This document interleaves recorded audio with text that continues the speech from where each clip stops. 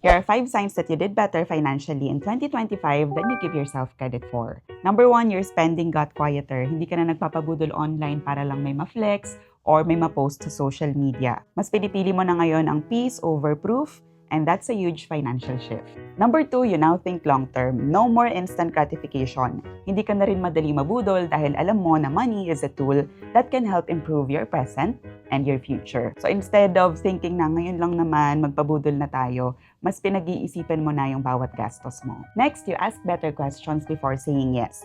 Alam mo kasi na every yes comes with a cost, whether time man yan, money, or energy. Tumataas ang standards mo and your wallet feels that. Next, you don't subscribe to lifestyle debt. Hindi mo ginagamit ang buy now, pay later, credit card, or loans for small conveniences or for your day-to-day need. Mas okay sa'yo ang slow progress kesa fast debt, and that kind of patience saves you more than money. It actually saves your future self. Lastly, you trust yourself more with money. Kung dati kinakabahan ka kapag may darating na bonus kasi baka kung saan lang mapunta, ngayon alam mo na nagagamitin mo siya to improve your life today and your future. So hindi ka na kinakabahan sa mga bonus, sa mga extra income na darating sa life mo. So kung meron ka nito mga signs na to sa life mo, don't ever say na you're behind.